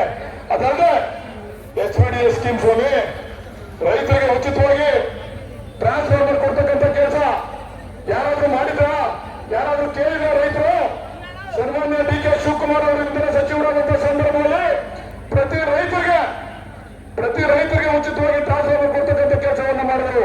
ಕಳೆದ ಬಿಜೆಪಿ ಸರ್ಕಾರದಲ್ಲಿ ದುಡ್ಡು ಕಟ್ಸ್ಕೊಂಡ್ರು, 30,000 25,000 ದುಡ್ಡು ಕಟ್ಸ್ಕೊಂಡ್ರು. ಅವ್ರ ಯೋಗ್ಯತೆಗೆ ಒಂದು ಟ್ರಾನ್ಸ್ಫಾರ್ಮರ್ ಹಾಕ್ಲಿಕ್ಕೆ ಆಗಲಿಲ್ಲ. ನಮ್ಮ ಸರ್ಕಾರ ಬಂದ ತಕ್ಷಣ DK ಸುರೇಶ್ ಅವರ ನೇತೃತ್ವದಲ್ಲಿ ಸನ್ಮಾನ್ಯ ಇಂಧನ ಸಚಿವರನ್ನು ಭೇಟಿ ಮಾಡಿ ಇವತ್ತು ಏನು ದುಡ್ಡು ಕಟ್ಟಿದಂತ ರೈತರಿಗೆ ಇವತ್ತು ಪ್ರತಿಯೊಬ್ಬರಿಗೂ ಕೂಡ TCಯನ್ನು ಕೊಡ್ತಕ್ಕಂಥ ಕಾರ್ಯಕ್ರಮಕ್ಕೆ ನಾವು ಈಗಾಗಲೇ ಚಾಲನೆಯನ್ನ ಕೊಟ್ಟಿದ್ದೇವೆ. ಅದಲ್ಲದೆ ಇಲ್ಲಿ ಪ್ರಮುಖವಾಗಿ ಬದುಕು ಕಟ್ಕೊಂಡಿರ್ತಕ್ಕಂಥವರು ನೇಗಿಲ ಸಮಾಜದವರು ಇವತ್ತೆಲ್ಲರೂ ಕೂಡ ಏನು ಆ ಒಂದು ಪ್ರತಿಯೊಂದು ಮನೆಯಲ್ಲೂ ಕೂಡ ನೇಕಾರರು ಏನಿದ್ದಾರೆ ಅವರಿಗೆ ಉಚಿತವಾಗಿ ಕರೆಂಟ್ ಅನ್ನು ಕೊಡಬೇಕು. ಅವರ ಜೀವನದ ಮಟ್ಟ ಕಷ್ಟ ಆಗಿದೆ, ಅವರಿಗೆ ಉಚಿತವಾದ ಕರೆಂಟ್ ಅನ್ನು ಕೊಡಬೇಕು, ಅವರ ಬದುಕಿಗೆ ಶಕ್ತಿ ತುಂಬಬೇಕು ಅಂತ ಹೇಳಿ ಸನ್ಮಾನ್ಯ HM ರೇವಣ್ಣವರು DK ಸುರೇಶ್ ಅವರು ಸಿದ್ದರಾಮಯ್ಯನವರ ಹತ್ರ ಕರ್ಕೊಂಡೋಗಿ 10 HP ವರೆಗೂ ಕೂಡ ಉಚಿತವಾಗಿ ಯಾರು ಕೂಡ ಕರೆಂಟ್ ಬಿಲ್ ಅನ್ನು ಕಟ್ಟಲಿಕ್ಕೆ ಮಾಡಬಾರದು ಅಂತ ಹೇಳಿ ಅದಕ್ಕೆ ಸಹಕಾರವನ್ನು ಕೊಟ್ಟಂತವರು ಅದು ಕಾಂಗ್ರೆಸ್ ಸರ್ಕಾರ, ಅದು ರೇವಣ್ಣವರು, ಅದು DK ಸುರೇಶ್ ಅವರು ಅಂತಕ್ಕಂಥವ್ರು ನಾವು ಯಾರು ಕೂಡ ಮಾಡಲಿಕ್ಕೆ ಸಾಧ್ಯ ಇಲ್ಲ. ನಾನು ನೇಕಾರರಲ್ಲಿ ಮನವಿ ಮಾಡ್ತೇನೆ, ಯಾರು ನಿಮಗೆ ಸಹಕಾರವನ್ನು ಕೊಟ್ಟಿದ್ದಾರೆ ಅವರಿಗೆ ಆಶೀರ್ವಾದವನ್ನು ಮಾಡಬೇಕು ಅಂತ ಹೇಳಿ ನೇಕಾರರಲ್ಲಿ ಮನವಿ ಮಾಡ್ತೇನೆ. ಇನ್ನೂ ಒಂದು ಹೆಜ್ಜೆ ಮುಂದೆ ಹೋಗ್ತೇವೆ. ಇವತ್ತು ಬಸ್ ಸ್ಟ್ಯಾಂಡ್ ಮಾಡ್ತೀವಿ ಅಂತ ಮಾತು ಕೊಟ್ಟಿದ್ದು, ಡಿಪೋ ಮಾಡ್ತೀವಿ. ನೀವು ಯಾರು ಕೂಡ ಮಾಗಡಿಗೆ ಫೋನ್ ಮಾಡಬೇಕು, ತುಮಕೂರು ಫೋನ್ ಮಾಡಬೇಕು, ಡಿಪೋಗೆ ನಮ್ಗೆ ಈ ಬಸ್ ಬೇಕು, ಅಲ್ಲಿ ಬಸ್ ಬಿಡಬೇಕು, ಇದನ್ನು ತಪ್ಪಿಸ್ಬೇಕು ಅಂತೇಳಿ ಈಗಾಗಲೇ ನಮ್ಮ ನಾಯಕರಾದಂತ ರಾಮಲಿಂಗ ರೆಡ್ಡಿ ಅವರು ಏನು KSRTC ಸಚಿವರಾದ್ಮೇಲೆ, ಸಾರಿಗೆ ಸಚಿವರಾದ್ಮೇಲೆ ಈಗಾಗಲೇ ಅದಕ್ಕೂ ಚಾಲನೆಯನ್ನು ಕೊಟ್ಟಿದ್ದೇವೆ. ಇನ್ನು 6 ತಿಂಗಳ ಉತ್ತಮವಾದಂತಹ ಒಂದು ಬಸ್ ಸ್ಟ್ಯಾಂಡ್, ಒಂದು ಡಿಪೋ ಅನ್ನು ಕೂಡ ಪ್ರಾರಂಭ ಮಾಡ್ತೇವೆ ಕುದುರೆಯಲ್ಲಿ ಅಂತಕ್ಕಂಥ ಮಾತನ್ನು ಈ ಸಂದರ್ಭದಲ್ಲಿ ಮಾಡಲಿಕ್ಕೆ ಇಚ್ಛೆ ಪಡ್ತೇವೆ. ಇದೆಲ್ಲದಕ್ಕಿಂತ ಹೆಚ್ಚಿನದಾಗಿ ಇಲ್ಲಿರ್ತಕ್ಕಂಥ ಬಡವರ ಸಮಸ್ಯೆ ಸೈಟ್, ಹಿಂದೆ ರೇವಣ್ಣವರಿದ್ದಂತ ಕಾಲದಲ್ಲಿ ಒಂದು ಲೇಔಟ್ ಅನ್ನು ಮಾಡಿ ಬಡವರಿಗೆ ಸೈಟ್ ಅನ್ನು ಕೊಟ್ಟಿದ್ದಾರೆ. ಈಗಲೂ ಕೂಡ ಚರ್ಚೆ ಮಾಡಿದ್ದೇವೆ. ನಾವೀಗಾಗಲೇ ಜಾಗವನ್ನು ಗುರುತಿದ್ದೇವೆ. DK ಸುರೇಶ್ ಅವರ ನೇತೃತ್ವದಲ್ಲಿ, ರೇವಣ್ಣವರ ನೇತೃತ್ವದಲ್ಲಿ ನಾವು ಯಾರು ಬಡವರಿದ್ದಾರೆ ಅವರಿಗೆ ಸೈಟ್ ಕೊಡ್ತಕ್ಕಂಥ ಕಾರ್ಯಕ್ರಮವನ್ನು ಕೂಡ ಇನ್ನೊಂದು ವರ್ಷದೊಳಗೆ ಮಾಡಿ ತೋರಿಸ್ತೇವೆ ಅಂತಕ್ಕಂಥ ಮಾತನ್ನ ಈ ಸಂದರ್ಭದಲ್ಲಿ ಹೇಳಲಿಕ್ಕೆ ಇಚ್ಛೆ ಪಡ್ತಾನೆ. ಸನ್ಮಾನ್ಯ ಬಂಧುಗಳೇ, ದಯಮಾಡಿ 10 ವರ್ಷ ಆಯ್ತು. ಯಾರು ಗೆದ್ದಿ? ಕೇಂದ್ರದಲ್ಲಿ BJP ಗೆದ್ದಿ. 10 ವರ್ಷ ಆಯ್ತು. ಯಾರು ಗೆದ್ದಿ? ಮಾಗಡಿನಲ್ಲಿ DK ಸುರೇಶ್ ಗೆದ್ದಿ. ಏನ್ ಕೊಟ್ರು ಕೇಂದ್ರದವರು? ಏನ್ ಕೊಟ್ರು? ಏನು ಒಂದು ತಾಯಂದ್ರೆ ಅದರಲ್ಲಿ ನಿಂತಿದ್ದೀರ? ಕೇಂದ್ರ ಸರ್ಕಾರದಿಂದ ₹1 ಬಂತ ನಿಮಗೆ? 15 ಲಕ್ಷ ಬಂತ? 10 ವರ್ಷ ಆಯ್ತಲ್ಲ ಮೋದಿ ಅಣ್ಣ 10 ವರ್ಷ ಆಯ್ತಲ್ಲ. ಈಗ ಹೇಳ್ಕೊಟ್ಬಿಟ್ಟವ್ರು ಹಿಂಗಂದ್ರೆ ಎಲ್ಲ ಅಷ್ಟು ಕೊಟ್ಟಾಗ್ತಿರ್ತಾರೆ ಕಣ, ಹೂವು ಇಟ್ಕೊಂಡು ಹಿಂಗಂದು ಅಂತ. ಅದಕ್ಕೆ ಮೋದಿ ಅಣ್ಣ ಹೂವು ಇಟ್ಕೊಂಡು ಹಿಂಗಂತಾರೆ. ಈಗ ಇದು ಬಿಟ್ಬಿಟ್ರು, ಈಗ ಹೂವು ಇಟ್ಕೊಂಡು ಅಂತಾರೆ ಮೋದಿ ಅಣ್ಣ. ಏನ್ ಕೊಟ್ರು ಮೋದಿ ಅವರು? ಏನ್ ಕೊಟ್ರು ಅಂತಂದ್ರೆ ಇವತ್ತು ಪೇಪರ್ ಅಲ್ಲಿ ಬರೆದವ್ರೆ ಚೊಂಪು ಕೊಟ್ಟವ್ರು ನಿಮ್ಗೆಲ್ಲ. ಏನ್ ಕೊಟ್ಟ? ಚೊಂಪು. ಏನ್ ಚೊಂಪು? ಕರ್ನಾಟಕ ಜನತೆಗೆ ಏನ್ ಕೊಟ್ರು? ಚೊಂಪು ಕೊಟ್ರು. ಯಾವ್ದು ಚೊಂಪು ಕೊಟ್ರು? 215 ಲಕ್ಷ ಕೊಡ್ತೀವಿ ಅಂದ್ರೆ ಕೊಟ್ರು ಚೊಂಬು. ತೆರಿಗೆ ಹಂಚಿಕೆ ನಮ್ ದುಡ್ಡು ತಗೊಂಡೋಗಿ ಬೇರೆಯವ್ರು ಕೊಟ್ರು, ನಮಗ್ ದುಡ್ಡು ಕೊಡಿ ಅಂತ ಏನ್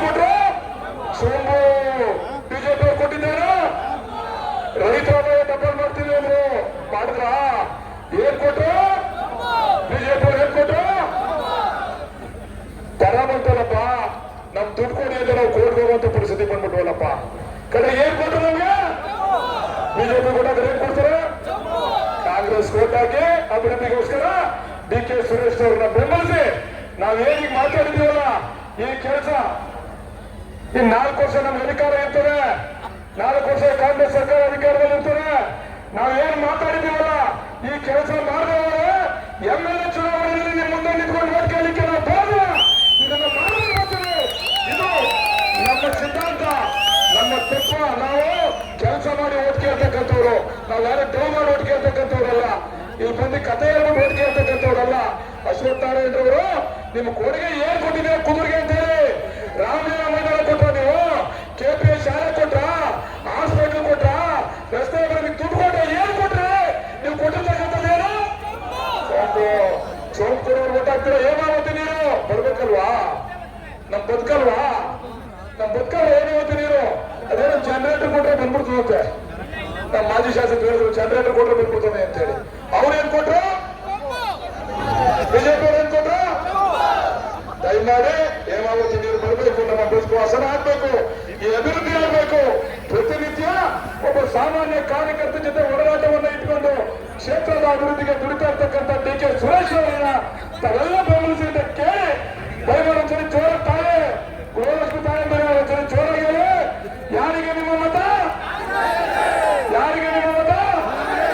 ಡಿ ಕೆ ಸುರೇಶ್ ಅವರಿಗೆ ನಮಸ್ಕಾರ. ಡಿ ಕೆ ಸುರೇಶ್ ಅವರು ತಮ್ಮ ಉದ್ದೇಶ ಮಾತಾಡ್ತಾರೆ. ಸಹೋದರಿಯರೇ, ಪಕ್ಷದ ಎಲ್ಲ ಮುಖಂಡರು ಹಾಗೂ ಕಾರ್ಯಕರ್ತ ಬಂಧುಗಳೇ, ಸ್ನೇಹಿತರೆ, ಈ ಚುನಾವಣಾ ಪ್ರಚಾರದಲ್ಲಿ ಭಾಗವಹಿಸಿರ್ತಕ್ಕಂಥ ಕರ್ನಾಟಕ ಸರ್ಕಾರದ ಗ್ಯಾರಂಟಿ ಸಮಿತಿಯ ಅಧ್ಯಕ್ಷರಾದಂತ ಹಿರಿಯರಾದ HM ರೇವಣ್ಣ ಸಾಹೇಬ್ರೆ, ಶಾಸಕರಾದಂತ ಬಾಲಕೃಷ್ಣರವರೇ, ಮತ್ತೊಬ್ಬ ಹಿರಿಯ ಮುಖಂಡರು, ಆಮ್ ಆದ್ಮಿ ಪಕ್ಷದ ಅಧ್ಯಕ್ಷರು, ಈ ತಾಲೂಕಿನವರೇ ಆದಂತ ಹಿರಿಯರಾದ ಮುಖ್ಯಮಂತ್ರಿ ಚಂದ್ರು ಅವರೇ, ಎಲ್ಲ ಗೌರವಾನ್ವಿತ ಪುಟ್ಟರಾಜು ಅವರೇ, ಎಲ್ಲ ಗೌರವಾನ್ವಿತ ಗಣ್ಯರೇ,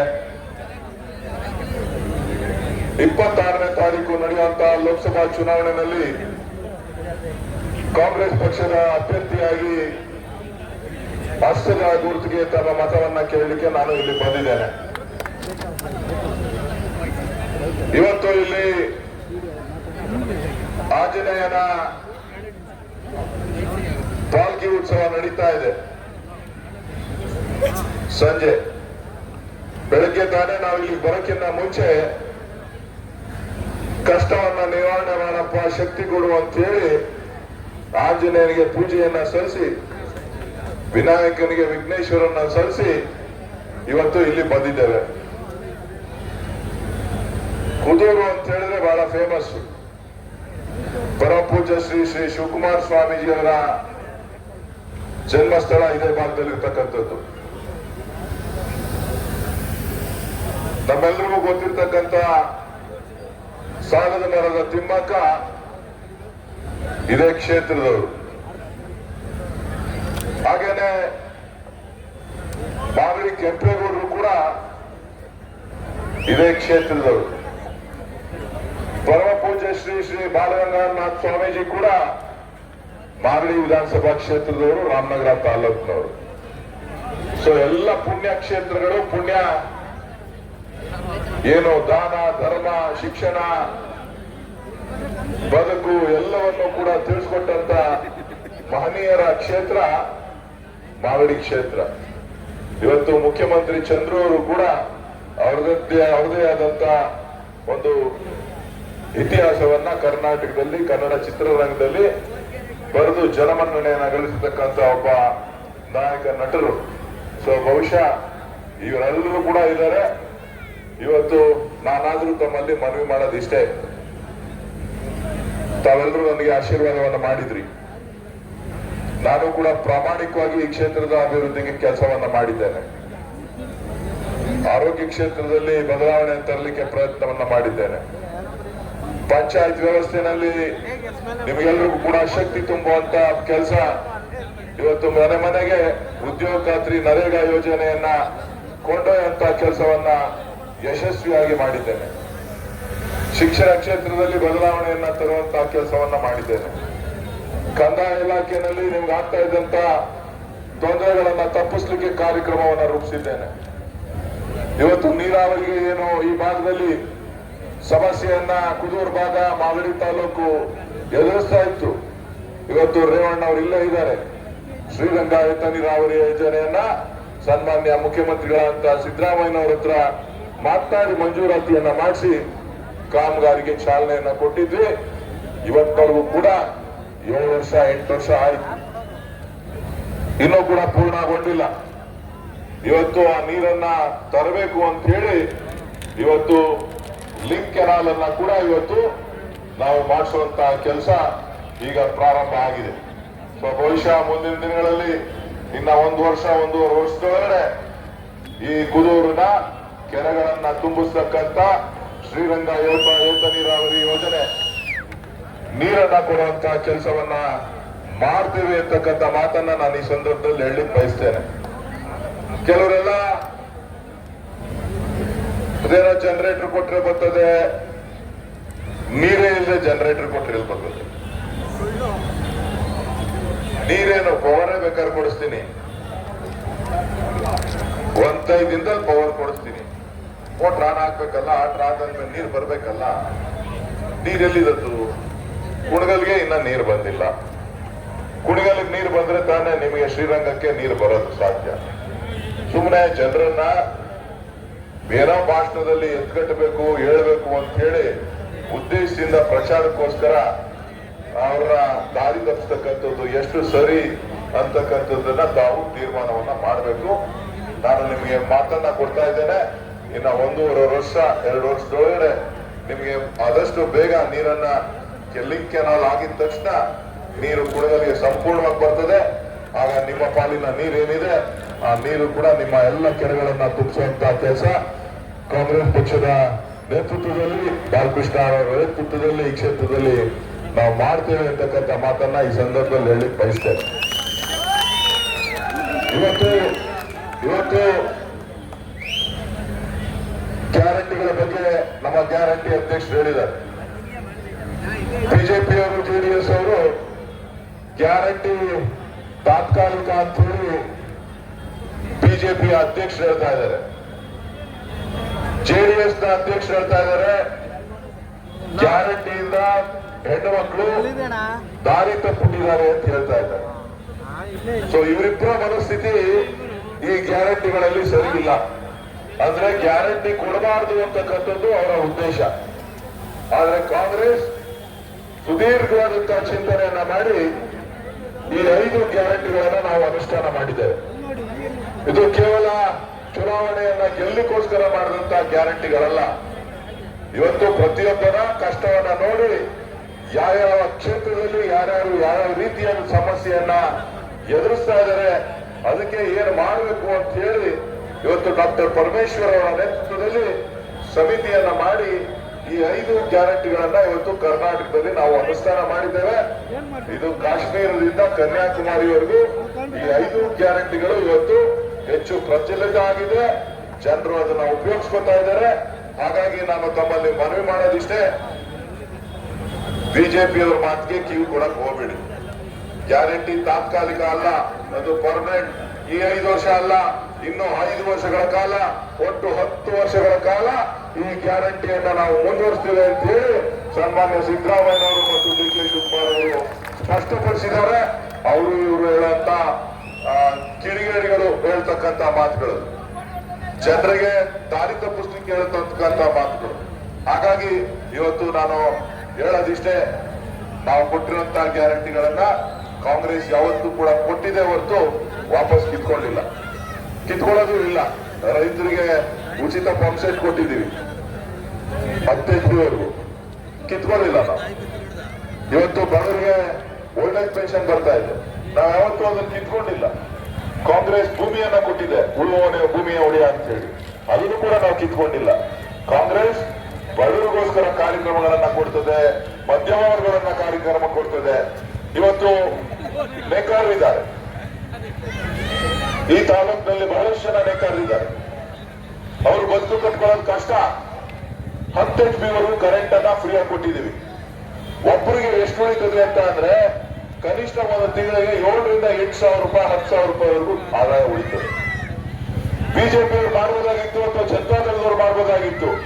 ನಿಮ್ಮ ದುಡಿಯುವ ಕೈಗಳನ್ನ ಶಕ್ತಿಯನ್ನ ತುಂಬಬೇಕು ಅಂತ ಹೇಳಿ ಕಾಂಗ್ರೆಸ್ ಇವತ್ತು ನೇಕಾರರಿಗೆ ವೀವರ್ಸ್ಗೆ ಅನುಕೂಲ ಮಾಡಿಕೊಟ್ಟಿರ್ತಕ್ಕಂಥದ್ದನ್ನ ತಾವ್ಯಾರು ಕೂಡ ಮರಿಬಾರದು. ಬಿಜೆಪಿಯವರು ಸುಳ್ಳು ಭರವಸೆಗಳನ್ನು ಮಾತ್ರ ಕೊಡ್ತಾರೆ. ಕಾಂಗ್ರೆಸ್ ಅದನ್ನ ಅನುಷ್ಠಾನ ಮಾಡಿ ಜನರಿಗೆ ತಲುಪಿಸುವಂತ ಕೆಲಸ ಕಾಂಗ್ರೆಸ್ ಪಕ್ಷ ಮಾಡಿದೆ. ತಾವ್ಯಾರು ಇಲ್ಲಿ ನೇಕಾರರಿದ್ದೀರಿ, ತಾವೆಲ್ಲರೂ ಕೂಡ ಅರ್ಥ ಮಾಡಿಕೊಂಡು ತಾವು ನಿಮ್ಮ ಪರಿಸ್ಥಿತಿಯನ್ನ, ಕಾಂಗ್ರೆಸ್ ಪಕ್ಷ ಮಾಡಿರುವಂತ ಕೆಲಸ ಕಾರ್ಯಗಳನ್ನ, ನಿಮ್ ಜೊತೆ ಕಾಂಗ್ರೆಸ್ ಪಕ್ಷ ನಿಂತಿರೋದನ್ನ ತಾವು ಕೂಡ ಬೆಂಬಲಿಸಿದ್ರೆ ನಮಗೂ ಕೂಡ ಇನ್ನು ಮುಂದೊಂದು ದಿನಗಳಲ್ಲಿ ನಿಮ್ಮ ಕಷ್ಟ ಸುಖಗಳನ್ನ ಕೇಳಲಿಕ್ಕೆ ಅನುಕೂಲ ಆಗ್ತದೆ ಅಂತಕ್ಕಂಥದ್ದನ್ನ ನಾನು ಈ ಸಂದರ್ಭದಲ್ಲಿ ಹೇಳಲಿಕ್ಕೆ ಬಯಸ್ತೇನೆ. ಇವತ್ತು ಈ ಗ್ಯಾರಂಟಿಗಳು ಒಂದು ಕುಟುಂಬಕ್ಕೆ ಕನಿಷ್ಠ 5 ರಿಂದ 6 ಸಾವಿರ ರೂಪಾಯಿ 7 ಸಾವಿರ ರೂಪಾಯಿ ಉಳಿತಾಯ ಆಗ್ತಾ ಇದೆ. ಇಡೀ ಕುಟುಂಬದ ಆರ್ಥಿಕ ವ್ಯವಸ್ಥೆ, ಕುಟುಂಬದ ಜೀವನ ಶೈಲಿ, ಕುಟುಂಬದಲ್ಲಿ ಮಕ್ಕಳನ್ನ ವಿದ್ಯಾಭ್ಯಾಸ ಮಾಡಿಸ್ಲಿಕ್ಕೆ, ಪೋಷಕರನ್ನು ನೋಡ್ಕೊಳ್ಳಿಕ್ಕೆ ಎಲ್ಲ ರೀತಿಯಲ್ಲೂ ಕೂಡ ಇದು ಅನುಕೂಲ ಆಗ್ತಾ ಇದೆ. ಹಾಗಾಗಿ ಇವತ್ತು ಈ ಗ್ಯಾರಂಟಿಗಳು ಇಡೀ ದೇಶಕ್ಕೆ ಮಾದರಿ. ಮುಂದಿನ 2 ವರ್ಷಗಳ ನಂತರ ಇವತ್ತು ಆರ್ಥಿಕ ಸುಧಾರಣೆಯನ್ನ ಈ ಗ್ಯಾರಂಟಿಯಿಂದ ಪ್ರತಿಯೊಬ್ಬ ಕೂಲಿ ಕಾರ್ಮಿಕರು, ರೈತರು, ಮಹಿಳೆಯರು ಎಲ್ಲರಿಗೂ ಕೂಡ ಇದರಿಂದ ಲಾಭ ಆಗಿದೆ ಅಂತಕ್ಕಂಥದ್ದು ರುಜುವಾತ ಆಗ್ತದೆ ಅಂತಕ್ಕಂಥದ್ದನ್ನ ನಾನಾದ್ರೂ ಈ ಸಂದರ್ಭದಲ್ಲಿ ಹೇಳ್ತಾ ನಾನು ಹೇಳೋದಿಷ್ಟೇ. ಕೇಂದ್ರ ಸರ್ಕಾರ ಮೋದಿ ಅವರು ಚುನಾವಣೆ ಬರೋಕ್ಕಿಂತ ಮುಂಚೆ ಬಹಳಷ್ಟು ಭರವಸೆಗಳನ್ನ ಕೊಟ್ಟಿದ್ರು. ಅದೇ ಹೇಳಿದ್ರಲ್ಲ ಚೊಂಬು, ಯಾವ ಚೊಂಬು? ಮೋದಿ ಚೊಂಬು. ಈಗ ಮೋದಿ ಗ್ಯಾರಂಟಿ ಅಂತೆ. ಏನ್ ಗ್ಯಾರಂಟಿ ಕೊಟ್ಟಿದ್ರು ಅವರು? ಈ ದೇಶದ ಜನರ ಮುಂದೆ ಏನೇನ್ ಗ್ಯಾರಂಟಿ ಕೊಟ್ಟಿದ್ರು ಅಂತ ನೀವು ಈಗ ಯೋಚನೆ ಮಾಡ್ಬೇಕು. ಬಿಜೆಪಿ ಅವ್ರನ್ನ ಜೆಡಿಎಸ್ ನ ಕೇಳ್ಬೇಕು, ಏನೇನ್ ಗ್ಯಾರಂಟಿ ಕೊಟ್ಟಿದ್ರಿ? ರೈತರಿಗೆ ನಿಮ್ಮ ಆದಾಯ ಡಬಲ್ ಮಾಡ್ತೀವಿ ಅಂತ ಹೇಳಿದ್ರು, ಮಾಡಿದಾರ? ಬ್ಯಾಂಕ್ ಅಲ್ಲಿ, ಸ್ವಿಸ್ ಬ್ಯಾಂಕ್ ಅಲ್ಲಿ ದುಡ್ಡಿದೆ, ಕಪ್ಪು ಹಣ ಇದೆ, ಅದನ್ನ ತಂದು ಬಡವರಿಗೆ 15 ಲಕ್ಷ ಹಂಚ್ತೀವಿ ಅಂತ ಹೇಳಿದ್ರು, ಹಂಚಿದಾರ? ನಿಂಬಣ್ಣನ್ ರೇವಣ್ಣ ಅಲ್ಲ ರೀ, ಆ ರೇವಣ್ಣ ಅಲ್ಲ ರೀ, ಈ ರೇವಣ್ಣ, ನಿಂಬೆಹಣ್ಣು ರೇವಣ್ಣ ಅಲ್ಲ. ಗಾಬರಿ ಆಗ್ಬಿಟ್ರು ಪಾಕಿಸ್ತ, ಏನಪ್ಪ ಇದ್ದಕ್ಕಿದ್ದಂಗೆ ನನ್ನ ಕೈಗೆ ನಿಂಬೆಹಣ್ಣು ಗೊತ್ತಾಗ, ನಿಂಬೆಹಣ್ಣು ರೇವಣ್ಣ ಮಾಸ್ ಅಂತದೆ, ಇರ್ಲಿಲ್ಲ.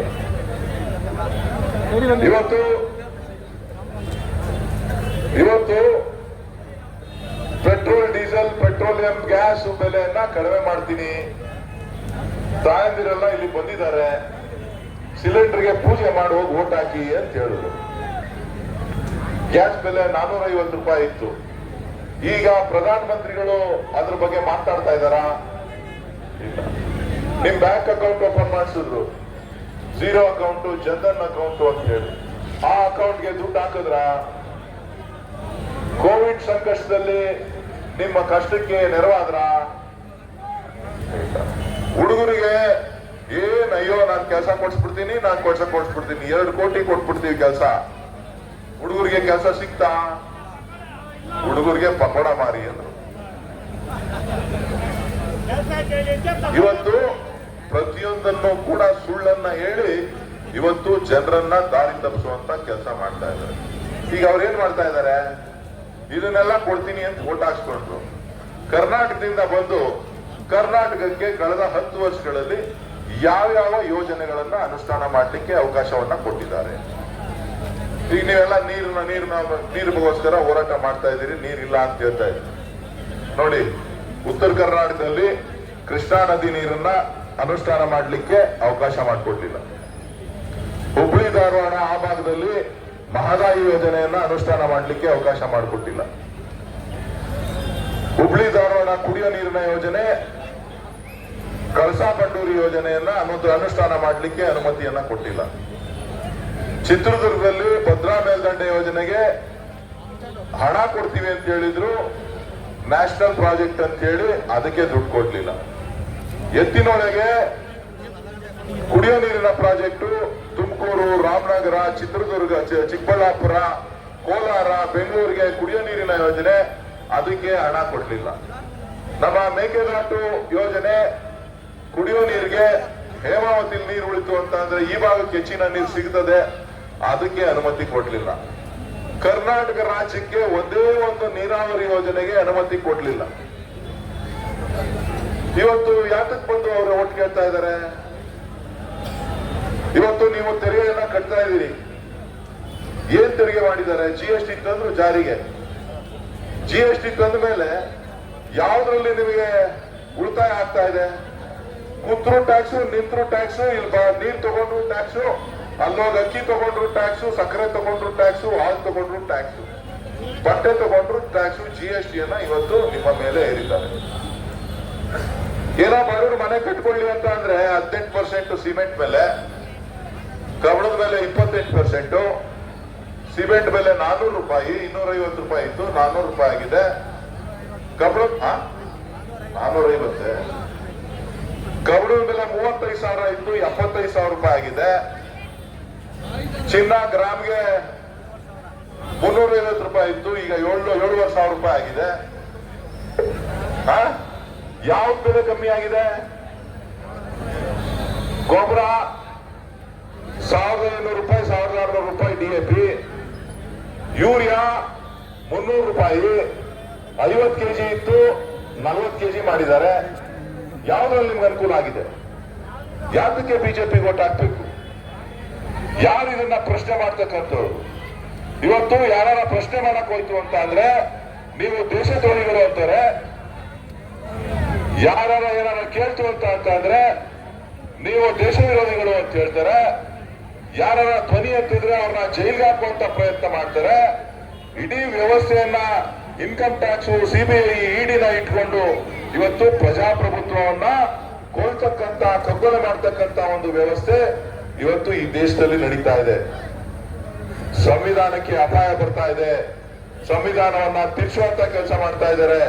ಸಂವಿಧಾನವನ್ನ ಬದಲಾವಣೆ ಮಾಡ್ತಕ್ಕಂತ ಹುನ್ನಾರಗಳು ನಡೀತಾ ಇದೆ. ಹಾಗಾಗಿ ಇವತ್ತು ಈ ಚುನಾವಣೆ ಮಹತ್ವವನ್ನ ಪಡೆದಿದೆ. ನಾನಾದ್ರೂ ತಮ್ಮಲ್ಲಿ ಮನವಿ ಮಾಡೋದಿಷ್ಟೇ, ನಾನು ನಿಮ್ಮ ಸೇವಕನಾಗಿ, ಈ ಕ್ಷೇತ್ರದ ಪ್ರತಿನಿಧಿಯಾಗಿ ಅನೇಕ ಅಭಿವೃದ್ಧಿ ಕೆಲಸಗಳನ್ನ ಮಾಡಿದ್ದೇನೆ. ಇವತ್ತು ಮುಂದಕ್ಕೂ ಕೂಡ ಇವತ್ತು ರಾಜ್ಯದಲ್ಲಿ ಕಾಂಗ್ರೆಸ್ ಸರ್ಕಾರ ಇದೆ. ಈಗ ನಿಮ್ಮ ಪಾಣಿಗಳನ್ನೆಲ್ಲ ಪಿನ್ ನಂಬರ್ಗಳನ್ನ ದುರಸ್ತಿ ಮಾಡಿಸ್ಬೇಕು ಅಂತ ಹೇಳಿದ್ದೀನಿ. ಕೆಲಸ ಪ್ರಾರಂಭ ಆಗಿದೆ. ಎಲ್ಲಾ ತಾಲೂಕುಗಳಲ್ಲೂ ಕೂಡ ಕೆಲಸ ಪ್ರಾರಂಭ ಆಗಿದೆ. ಅದು ಬೇರೆ ತಾಲೂಕಲ್ಲಿ ಇರಲಿಲ್ಲ, ಬರೀ ನಮ್ಮ ರಾಮನಗರ ಜಿಲ್ಲೆನಲ್ಲಿ.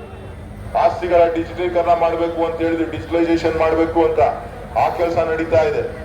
ಎಲ್ರಿಗೂ ಪಂಚಾಯತಿಗಳಿಗೆ ಹೋದ್ರೆ ಈ ಸೊತ್ತು ಕೊಡು ಅಂತ ಅಂದ್ರೆ, ಫಾರಂ ಏ ಖಾತಾ ಕೊಡು ಅಂತ ಅಂದ್ರೆ 25,000, 30,000, 50,000. ಅದಕ್ಕೆ ಎಲ್ರಿಗೂ ಕೂಡ ಈ ಸೊತ್ತನ್ನ ಇನ್ನೊಂದು ವರ್ಷದೊಳಗಡೆ ಕೊಡ್ಲಿಕ್ಕೆ ಕಾರ್ಯಕ್ರಮವನ್ನು ರೂಪಿಸಿ ಈಗಾಗಲೇ ಕಾರ್ಯಕ್ರಮ ನಡೀತಾ ಇದೆ. ಇವತ್ತು ಪೋಡಿ ಮಾಡೋದಕ್ಕೆ ಪಿನ್ ನಂಬರ್ಗಳನ್ನ ಪೋಟಿ ಮಾಡ್ಲಿಕ್ಕೆ 70 ಜನ, 60 ಜನ, 70 ಜನ ಸರ್ವೇಯರ್ಗಳು ಕೆಲಸ ಮಾಡ್ತಾ ಇದ್ದಾರೆ. ಹೀಗೆ 10 ಹಲವು ಕಾರ್ಯಕ್ರಮಗಳನ್ನ ಈ ಕ್ಷೇತ್ರದಲ್ಲಿ ನಾನು ಮಾಡ್ತಾ ಬಂದಿದ್ದೇನೆ. ಶುದ್ಧ ಕುಡಿಯೋ ನೀರು ನಿಮಗೋಸ್ಕರ ಮಾಡಿದಂತ ಕಾರ್ಯಕ್ರಮ. ಈಗಾಗಲೇ ಕುದೂರು ಪಟ್ಟಣದ ಬಗ್ಗೆ ಹೇಳಿದ್ರು. ಕುದೂರು ಪಟ್ಟಣವನ್ನ ಅಭಿವೃದ್ಧಿ ಪಡಿಸಲಿಕ್ಕೆ ಈಗಾಗಲೇ ಸುಮಾರು 6 ಕೋಟಿ ಸ್ಟೇಡಿಯಂಗೆ, 6 ಕೋಟಿ ರಸ್ತೆ ಮತ್ತು ಚರಂಡಿಗೆ ಮತ್ತು KPSC ಶಾಲೆ 10 ಕೋಟಿ ರೂಪಾಯಿ ವೆಚ್ಚದಲ್ಲಿ ಕರ್ನಾಟಕ ಮಾದರಿ ಶಾಲೆ ರಾಮಲಿಂಗ ರೆಡ್ಡಿ ಅವ್ರಿಗೆ ಹೇಳ್ಬಿಟ್ಟು ಈಗ 2 ಎಕರೆ ಜಾಗದಲ್ಲಿ ನಾವು ಡಿಪೋ, KSRTC ಡಿಪೋನ ಇಲ್ಲಿಂದನೇ ಶುರು ಮಾಡ್ತಾ ಇದೀವಿ. ಆಗ ಇಲ್ಲಿಂದನೇ ಬಸ್ಗಳು ಬೆಂಗಳೂರಿಗೂ ಹೋಗುತ್ತೆ. ನಿಮ್ಗೆ ತುಮಕೂರು ಬೇಕು ಅಂದ್ರೆ ತುಮಕೂರು ಕಳಿಸ್ಬೋದು, ನಿಮ್ಗೆ ಧರ್ಮಸ್ಥಳಕ್ಕೆ ಬೇಕು ಅಂದ್ರೆ ಧರ್ಮಸ್ಥಳಕ್ಕೆ ಕಳಿಸ್ಬೋದು, ನಿಮ್ಗೆ ಮಂಡಿಗೆ ಬೇಕು ಅಂದ್ರೆ ಮಂಡಿಗೆ ಎವ್ರಿಡೇ ಟ್ರಿಪ್ ಅನ್ನ ಕಳಿಸ್ಬೋದು. ಇವತ್ತು ಸಾರ್ವಜನಿಕವಾಗಿ ಅನುಕೂಲ ಮಾಡುವಂತ ಚಿಂತನೆಯಲ್ಲಿ ನಾನು, ಬಾಲಕೃಷ್ಣರವರು, ರೇವಣ್ಣವರು, ಸನ್ಮಾನ್ಯ DK ಶಿವಕುಮಾರ್ ಅವರು, ಸನ್ಮಾನ್ಯ ಮುಖ್ಯಮಂತ್ರಿ ಸಿದ್ದರಾಮಯ್ಯನವರು ಕೆಲಸ ಕಾರ್ಯಗಳನ್ನ ಮಾಡ್ತಾ ಇದ್ದೇವೆ. ನಾನು ಮಾಡುವಂತ ಕೆಲಸಕ್ಕೆ ನನಗೆ ಕೂಲಿ ಕೊಡಿ ಅಂತ ಕೇಳಲಿಕ್ಕೋಸ್ಕರ ಬಂದಿದ್ದೀನಿ. ನಾನು ಒಬ್ಬನೇ ಅಲ್ಲ MP. ಹಿಂದೆ ಕುಮಾರಸ್ವಾಮಿ ಅವರು 2 ಬಾರಿ MP ಆಗಿದ್ರು. ಸನ್ಮಾನ್ಯ ದೇವೇಗೌಡರು ಈ ಕ್ಷೇತ್ರದಿಂದ MP ಆಗಿದ್ರು. ಯಾವತ್ತಾರ ನಿಮ್ ಊರಿಗೆ ಬಂದು ನಿಮ್ ಕಷ್ಟ ಏನು ಅಂತ ಕೇಳಿದಾರ? ಯಾವತ್ತಾರ ಒಂದಿನ ಒಂದ್ ಕೇಳಿದಾರೇನಪ್ಪ? ಕುಮಾರಸ್ವಾಮಿ ಅವರು ಓಟು ಬಿಟ್ರೆ ಈಗ ಓಟು ಕೇಳಕ್ ಬರ್ತಾ ಇದಾರೆ. ಯಾರು ಓಟು ಕೇಳಕ್ ಬರ್ತಾ ಇದಾರೆ? ಅವ್ರ ಅಳಿಯನ್ ಕೇಳಕ್ ಬರ್ತಾ ಇದಾರೆ, ಬೇರೆಯವ್ರಿಗೆಲ್ಲ ಅವ್ರ ಬಾವುನ್ ಕೇಳಕ್ ಬರ್ತಾ ಇದಾರೆ. ನಿಮಗೆ ನಾನು ಈ ಜಿಲ್ಲೆಯ ಮಗ, ನಿಮ್ಮ ಸ್ವಾಭಿಮಾನದ ಮತವನ್ನ ನಾನು ನಿಮಗೆ ಕೂಲಿ ಮಾಡಿದ್ದೇನೆ. ಆ ಕೂಲಿಗೆ ಮತ ಕೊಡಿ ಅಂತ ಕೇಳಲಿಕ್ಕೋಸ್ಕರ ಬಂದಿದ್ದೇನೆ.